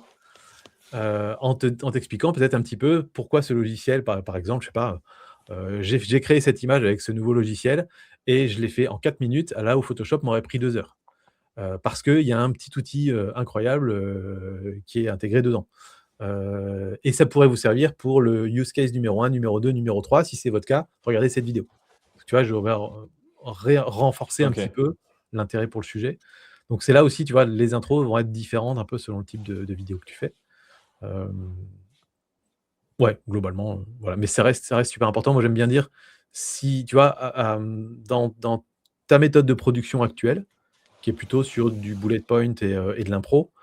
Pour moi, s'il y a 2 choses que tu dois écrire quand même à l'avance, c'est ton intro et ton outro, ton appel à l'action à la fin de la vidéo. C'est les 2 trucs, les 2 phrases que tu devrais déjà avoir écrites à l'avance. OK, OK. Que je ne fais pas. Bah, Mais c'est que une je vais petite faire. étape, c'est bien. Ouais, non, c'est cool. Si on rentre plus dans le détail de par exemple, si je te prends un exemple de petite chaîne, je vais te poser quelques questions et tu vas me dire, bah, ce que tu en penses. Combien de vues suffisent pour que YouTube soit rentable pour une petite chaîne? Pas C'est facile pareil, c'est comme une question question. complexe parce que Ah oui? ça dépend de combien de temps tu disposes, ça dépend de combien tu valorises ton temps, ou de combien d'argent tu dépenses. C'est-à-dire que si tu as une petite chaîne, mais que tu dépenses 2 000 € par vidéo, bah, faut que tu aies quand même un certain nombre une certaine perf derrière. Ça dépend aussi de ce que tu vends derrière. Si tu vends, des sachets de bonbons à 5 € ou si tu vends des prestations Ouais, d'accompagnement à 10 000 €, c'est pas pareil, quoi. Donc ouais. c'est hyper dur de répondre à cette question-là. Le truc, en tout cas, que je peux dire, c'est que c'est quasiment rentable pour personne de ne se baser que sur les revenus publicitaires de YouTube. AdSense, c'est, on va dire des cacahuètes pour la plupart des créateurs de contenu, encore plus pour les entreprises. Donc faut pas s'attendre à ce que ce soit auto-rentabilisé par AdSense. Faut qu'il y ait un modèle économique à côté. Mais après, ouais, c'est vachement dur parce que, tu vois, nous, chez Vidéobiz, quand on a un prospect qui va arriver hem, par une vidéo YouTube, on va avoir, alors je n'ai pas fait le calcul exact, mais je crois qu'on a une ELTV, une lifetime value qui va tourner peut-être autour de 15 000, 20 000 €. Donc en fait, on n'a pas besoin d'avoir beaucoup de prospects pour rentabiliser notre Ouais, vidéo. Nous, ça nous coûte 2 000 € de produire une vidéo pour le coin des youtubeurs. Si on a un prospect, enfin un prospect qui ouais, tu es convertit, tu vois, rentabilisé, c'est déjà très rentable. Je sais qu'on a un de nos clients, eux, ils ont un SaaS pour les entrepreneurs justement pour, bah, tu sais, démarrer une activité, déposer ses statuts, faire sa comptabilité et cetera. Aujourd'hui, YouTube est devenu leur canal d'acquisition le plus rentable, 3 fois plus rentable que n'importe quel autre canal. grâce aux vidéos qu'on fait avec eux. Et par exemple, eux, ils ont une stratégie qui est intéressante où on bosse avec eux pour faire des vidéos virales, des vidéos grand public qui vont vulgariser leur sujet. Et à côté, ils vont faire des vidéos très, très spécifiques, très nichées, sur des problématiques de, je sais pas, par exemple, le meilleur statut pour les menuisiers, tu vois. Donc là, Ok. c'est très, très, très Ah niché, oui, ouais, qui va très faire très niché, peu de ouais. vues, mais qui va convertir beaucoup plus. Et donc, en fait, ils ont une stratégie qui est super intéressante parce qu'ils se font connaître du grand public et à la fin de leurs vidéos, généralement, des vidéos grand public qui vont faire 100 000, 200 000 vues, ils vont ramener les gens vers des vidéos plus nichées et c'est sur celles-là qu'ils vont convertir. Donc, en fait, c'est plutôt la vidéo à C'est pas 500 mal. vues qui va leur ramener plus de prospects que la vidéo à 200 000. C'est pas mal Euh, cette stratégie-là. Elle est Ça pas marche bien. mal. Pour eux, ça marche bien en tout cas. C'est Même plutôt. ciblé, très ciblé comme ça, tu vois, pour mon type de business, ça pourrait être pas mal, tu vois. Je pense, tu vois. Parce que moi, je parle souvent dans les vidéos entrepreneurs, tu vois, au sens large, pour ramener le plus de monde possible. Mais si tu cibles un peu plus freelance, coach, etc., ça peut être pas mal. Ouais, c'est une bonne Ouais. stratégie. Même là, c'est C'est pas une bonne encore très stratégie. ciblé en fait. Ce que tu me dis là, C'est pas encore très ciblé, ça c'est peut pas être encore coach très ciblé. sportif. Ouais, Ouais, c'est c'est ça. vrai. Mais attention, du coup, si tu fais beaucoup de contenu comme ça, tu vas vraiment être sur une stratégie vente, le truc numéro un, où tu vas pas construire une Ouais. communauté parce que ben, si moi je veux ouvrir un bar, bah, je vais cliquer sur la vidéo sur tout savoir sur comment ouvrir un bar et le rendre rentable, et je regarderai pas ta vidéo sur comment ouvrir un restaurant ou ouvrir un club de foot, quoi. Ouais, Donc, c'est ça la problématique. C'est pas facile. OK. OK. Donc, bah, cette question-là, je vais pas te la poser. Est-ce que 500 vues très ciblées, c'est mieux que 50 000 vues larges? Tu as un peu répondu à la question, bah, entre guillemets. ça dépend où tu en es dans ton évolution. Moi, aujourd'hui, je préfère 50 000 vues larges pour ma chaîne parce que je cherche de la OK. notoriété, je cherche à poser mon expertise, je cherche à être top of mind. Mais au début de mon activité, j'aurais largement préféré 500 vues ciblées parce que j'avais besoin d'avoir quelques clients pour me rassurer, construire mon Pour être offre et faire rentable. rentrer un peu de cash. Donc en fait, ça dépend vraiment de ce que tu recherches. Il y a aussi un truc qu'il faut comprendre, c'est que quand on se lance dans une nouvelle thématique, enfin quand on se lance sur YouTube tout simplement, on va arriver sur une thématique où il y a déjà des créateurs de contenu existants en général. Et il y a on va dire un nombre plancher de personnes qui suivent toutes les chaînes de cette thématique. Tu vois, moi, Ouais, je c'est vrai. connais bien Mmh. la niche photographie. Je sais que dans la photo, c'est très facile d'avoir 1000 ou 2000 vues sur une vidéo. Parce que OK. globalement, tu as 1000 ou 2000 personnes qui suivent 35 chaînes sur la photographie. Après, le plus dur, c'est de passer au stade où tu fais partie des 4-5 chaînes qui vont faire Meilleur, 10 ouais. 000, 15 000, 20 000 vues par vidéo.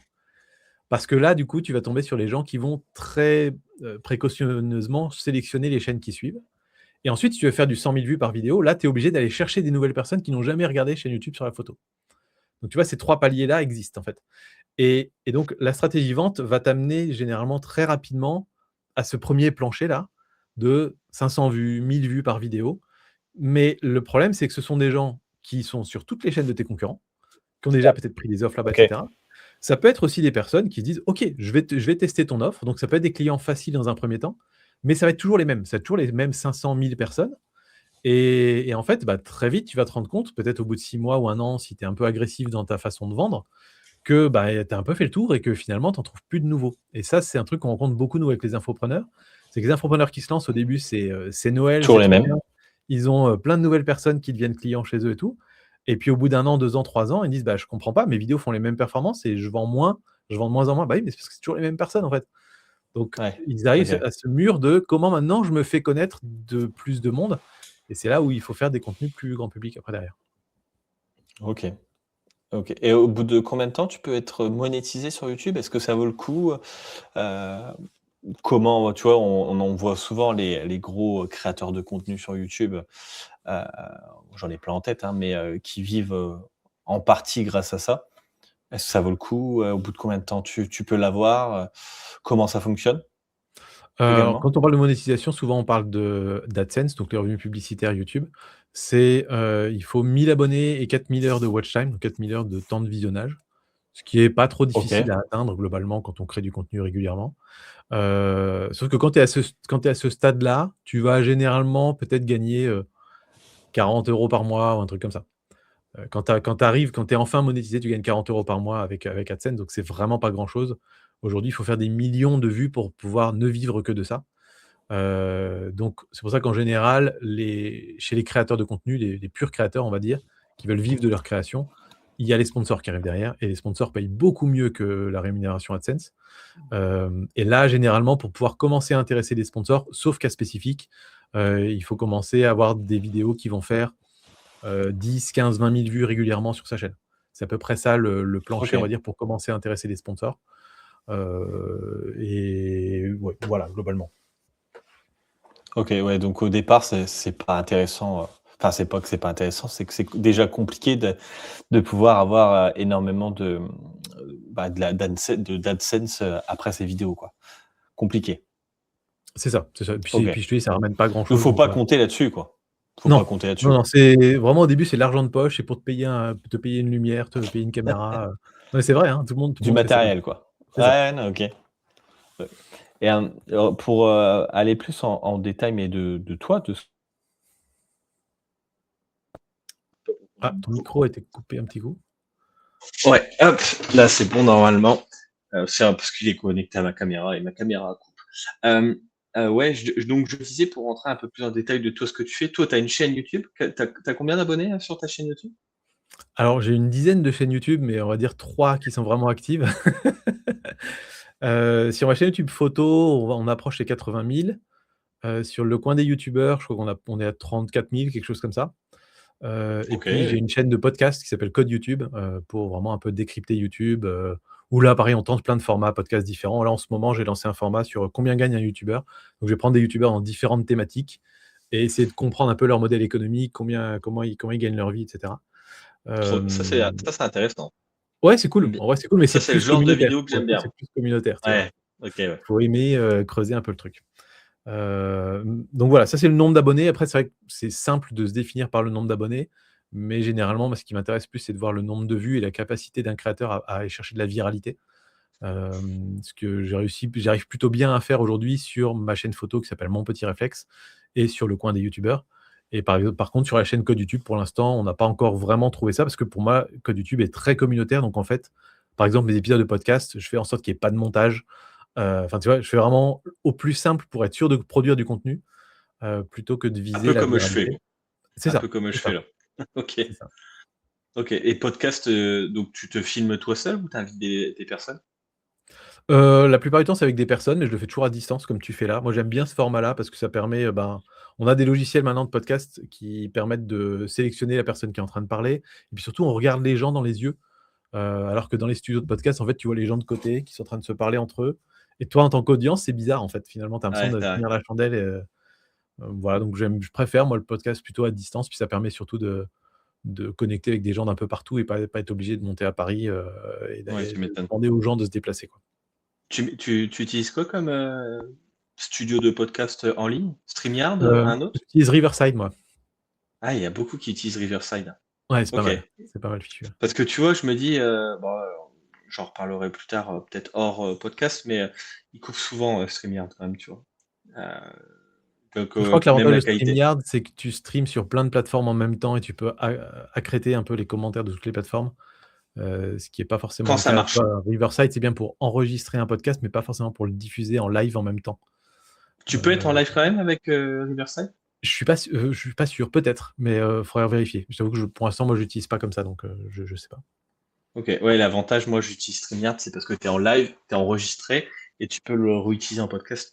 Et en Ouais. fait, la stratégie, c'est d'être, t'es présent partout, en fait. En live, en grand format, tu rediriges en short. Ça, c'est la stratégie. Donc, ouais, c'est plutôt pas mal. Et pour, je sais pas si tu partages un peu les clients que tu as accompagnés. C'est quoi les plus grosses chaînes que tu as accompagnées sur YouTube? Ça peut peut-être intéresser d'autres personnes. Bah, là, récemment, par exemple, des personnes qui ont parlé de nous, donc je sais que je fais pas de souci, je peux les citer. Il y a AstronoGeek, par exemple, on l'a aidé à passer le 1 000 000 d'abonnés, tout récemment là. Ok. En gros, il est venu nous voir en fin d'année, enfin, ouais, milieu fin d'année dernière en disant: «Bah, là, je suis, un peu bloqué à 970 000 abonnés. Je prends, 2 000 abonnés par mois en ce moment». Il y avait une problématique justement, lui, de beaucoup, beaucoup de vues communautaires, de son cœur de communauté qu'il suit depuis Ok. très longtemps, mais grosse difficulté Pas de à aller nouveau. chercher Ok. des nouvelles audiences. Donc on a bien retravaillé avec lui, notamment ses angles, ses titres, ses miniatures, parce que lui, ses vidéos sont déjà très, très bien écrites. Il y a déjà des super rétentions, donc il n'y a pas forcément d'aide à lui apporter là-dessus. Et puis, et il a couplé ça, lui, en plus, avec le fait de commencer à sortir des shorts, qui est un bon petit hack aussi pour aller chercher des abonnés rapidement. Et il a passé le million avant la fin de l'année, donc c'était très bien. Et on a aussi, lui, on a fait de l'optimisation de catalogue pour lui, c'est-à-dire qu'on a repris, on a tout un process qui permet de sélectionner les anciennes vidéos qui ont le plus de potentiel d'être relancées, de repartir, et on a balancé de la BTS dessus, uniquement de la BTS de titre, et ça a fait en moyenne x2 sur ses vidéos, et comme lui, il génère des millions de vues, pour lui, c'est super rentable, ça va lui générer quelques milliers d'euros supplémentaires sur l'année, juste de revenus AdSense, rien que par le fait d'avoir réoptimisé des anciennes vidéos de son catalogue. Donc c'est quelque chose que nous, on propose plutôt que pour les Ok. gros créateurs, parce que pour les petits créateurs, Ouais. c'est pas rentable de le faire. Mais c'est un truc qu'on continue de bosser et sur lequel on va intégrer aussi la BTS de miniature maintenant. Donc ça, c'est plutôt cool. Bien vu au cabinet, c'est un peu notre chouchou, notre exemple, parce que lui, pour le coup, c'est un créateur qui a commencé par faire des tutos. Si tu vois, au début de sa chaîne, c'est vraiment c'est quoi une SASU, comment choisir son statut d'entreprise, etc. Tu m'en avais parlé. Ok. Et en fait, lui, ses premiers revenus AdSense, il a tout mis de côté, il a tout mis chez nous en disant au début, aidez-moi à bosser les angles et miniatures, ce qu'on faisait au début pour lui. Et comme ça a commencé à bien prendre petit à petit, il nous a délégué plus de choses. Donc on a commencé à faire le montage, on a commencé à faire ses scripts, on a commencé vraiment à lui amener aussi des sponsors. Et donc en fait aujourd'hui, maintenant, il a une chaîne qui est rentable et ce qui lui prend beaucoup, beaucoup moins de temps que ce que ça lui prenait avant.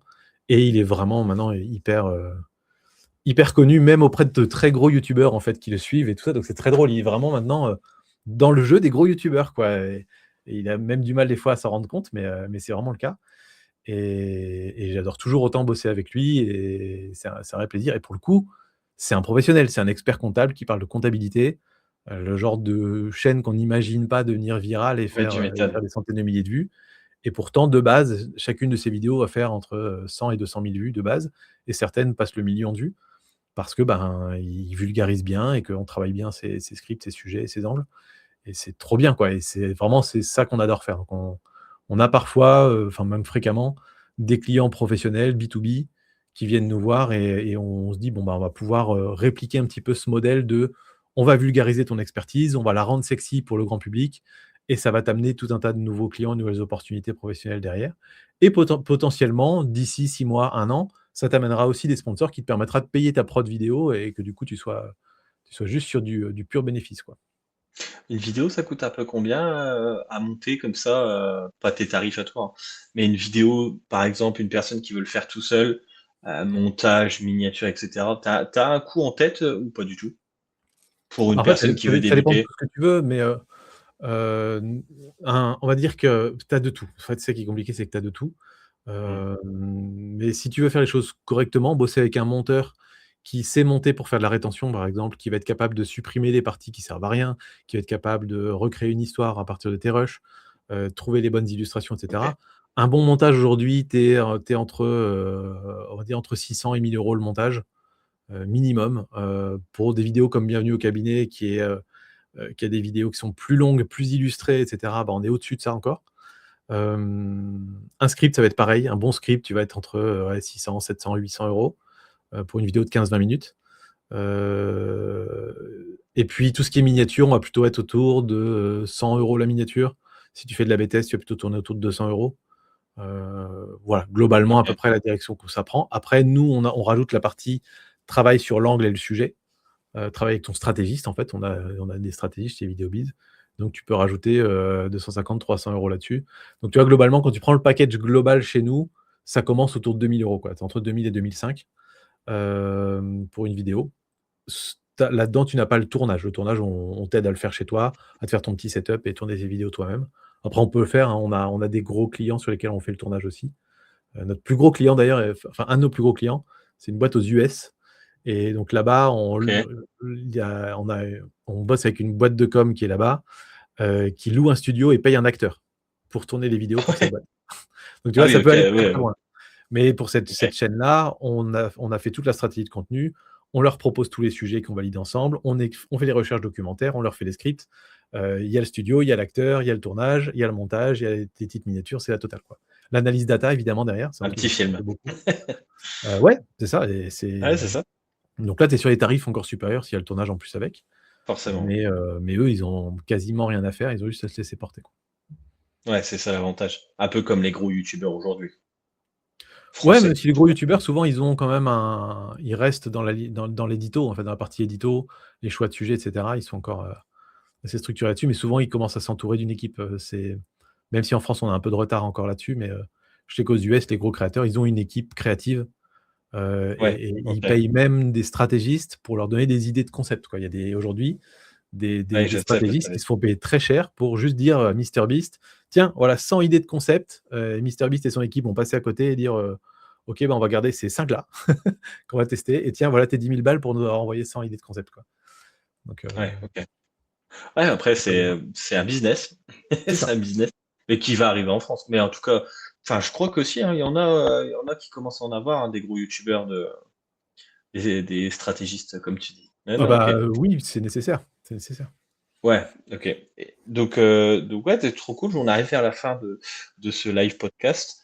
Hem, Si tu devais, donner un conseil aux entrepreneurs qui veulent se lancer vraiment, sur YouTube, déjà, est-ce que tu penses que c'est fait pour tout le monde? Pour tout entrepreneur? Est-ce que tout entrepreneur doit se lancer sur YouTube?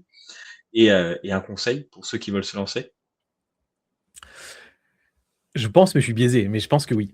Je pense que tout le monde doit aller sur Ouais, YouTube, parce qu'en fait, il y a plein de bénéfices même, non directs, en fait. Moi, par exemple, la raison qui m'a fait me lancer sur YouTube au tout début, c'était, je me disais bon, déjà, j'avais besoin de sortir des trucs de ma tête. J'avais ce côté, j'ai plein de ouais, trucs OK. dont je veux parler, je vais faire ça en vidéo, c'est plus facile. Donc ça, c'est déjà un certain bénéfice. Et je me disais: «Dans le pire des cas, je vais, travailler ma diction et je saurai mieux m'exprimer à l'oral et ce sera toujours un bénéfice pour mon activité professionnelle, quelle qu'elle soit plus tard». Donc ça, c'est tu vois, ça fait partie des trucs que voilà, tu gagnes en compétences sur certains domaines et ça, c'est toujours bénéfique. Et ensuite, j'ai envie de dire, moi, je suis assez convaincu qu'effectivement, la chaîne YouTube, c'est le site web de 2005, c'est ce que je te disais. C'est-à-dire que ça Ouais, va OK. devenir et c'est déjà en train de devenir un prérequis, en fait.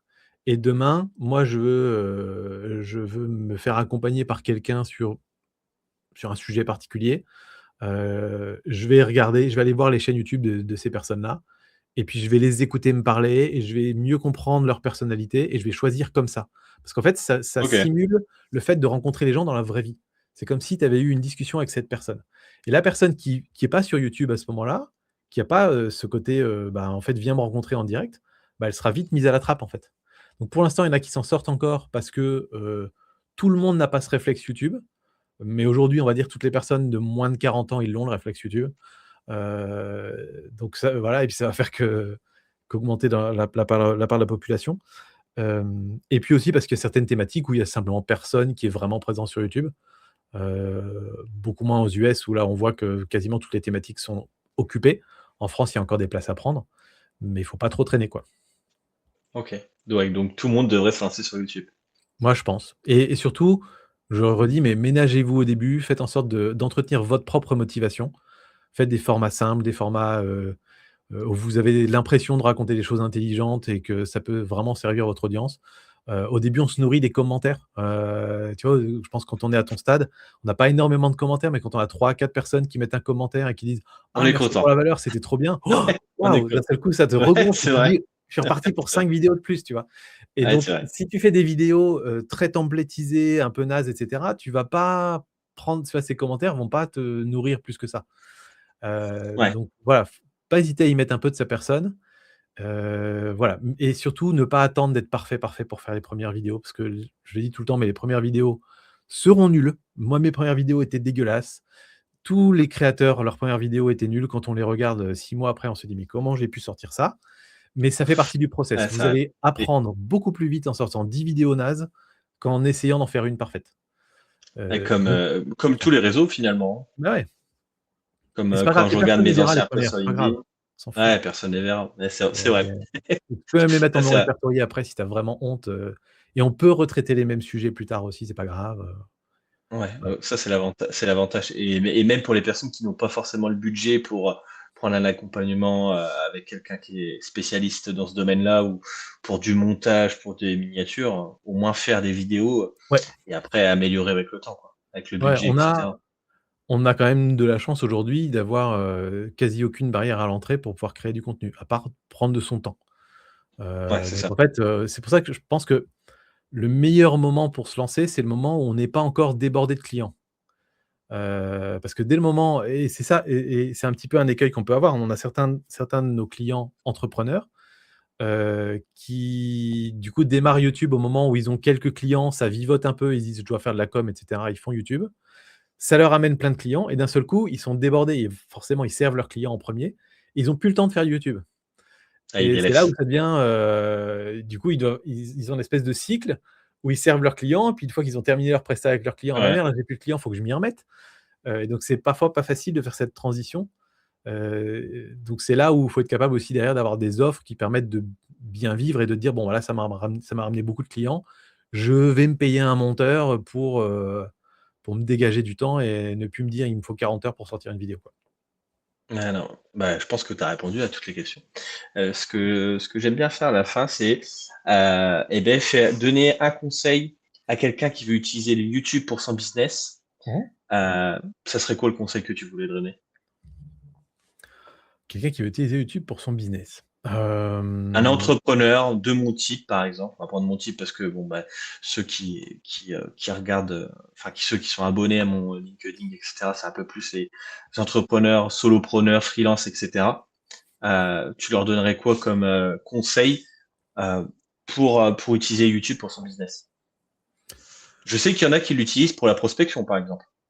Envoyer ce type de sujet-là, «Tiens, j'ai fait une vidéo, Ouais. sur ce type-là, va la regarder», Ouais, ça ça c'est serait un quoi c'est ton conseil? effectivement un très bon conseil, c'est une très bonne idée. Moi, le conseil que j'aurais envie de donner, c'est de se constituer une culture YouTube. C'est-à-dire que les entrepreneurs qui viennent nous voir et qui disent: «Je veux me lancer sur YouTube», par contre, je regarde jamais YouTube moi, c'est toujours très dur. Parce qu'en fait, ils ne Ah, il comprennent connaît pas pas les comment bases. ça fonctionne, ils comprennent pas comment on crée de la valeur pour les gens, donc souvent ça, c'est un peu plus difficile. Donc se créer une culture YouTube et une culture large, sortez, je vraiment j'insiste là-dessus parce qu'on en a eu un paquet. Si vous mettez un peu dans la case infopreneur, sortez de l'écosystème infopreneur. Parce que dans cet écosystème, tout le monde fait pareil. Tu C'est m'étonnes. sursaturé de vidéos qui disent toutes les mêmes choses, qui sont sur les mêmes formats. Allez voir un peu ce que font d'autres gens, des startups, des créateurs de contenu qui ont lancé des business à côté, et vous allez voir qu'en fait, il y a 1000 et une façons de faire des vidéos YouTube qui peuvent beaucoup plus vous ressembler que, le fameux triptyque, micro-trottoir, vidéo tuto et cetera qu'on voit partout, et qui marche pas. On sait, on en récupère des clients comme ça qui sont passés par ce côté-là où on leur a dit, «Bah, tu fais, 2 vidéos par semaine sur ce format-là, ce format-là, ce format-là», et ça marche pas. Donc voilà, il y a plein de façons de faire. Soit ça marche pas, soit ça leur correspond pas. Ils se disent: «Non, je le fais parce que tout le monde a l'air de faire comme ça, mais ça me ressemble pas», tu vois? Et je sais que dans Ouais, le c'est milieu pas la même chose que la même. infoprenariat, c'est on est très template en fait. On est très, voilà la méthode que tu vas appliquer, tout le monde applique la même méthode.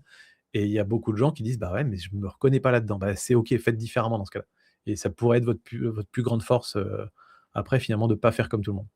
Donc voilà, se faire une culture YouTube et s'autoriser à créer ses propres concepts, c'est vraiment, là que vous allez faire la différence. Eh ben, super conseil. Eh ben, je te remercie. Je Avec pense qu'on a plaisir. fait le tour, à moins que tu as d'autres, choses à rajouter, mais je pense qu'on a fait le tour. N'hésitez pas à vous abonner à Sylvain, bah, sur toutes ses chaînes YouTube, sur LinkedIn. Tu es sur Insta aussi? Je t'avais pas demandé Oui, si je tu suis sur étais. Insta, je réponds aux messages, mais je publie pas beaucoup sur Insta malheureusement, mais C'est LinkedIn, le dommage, mieux c'est tu pourrais faire des clips de tes vidéos YouTube et les reposter. ouais, je suis pas trop fan de faire des clips, c'est pas un truc qui marche trop, OK, trop bien. Par contre, on a commencé à c'est vrai. bosser des formats courts. On a trouvé un rédacteur de formats short qui marche très, très bien et qui nous fait des super formats. Donc j'ai commencé à en faire quelques-uns, sur Ah Insta. bah, ah bah, c'est Donc cool alors. c'est cool. Ouais, Ah bah, allez mais vous sur abonner aussi LinkedIn sur pour me Insta. contacter, c'est là où c'est le mieux et sinon, allez voir le coin des youtubeurs ou code YouTube. OK. Eh ben, trop bien. Eh ben, je te remercie. On refera peut-être, un autre épisode Avec plaisir. plus tard dans l'année ou plus tard.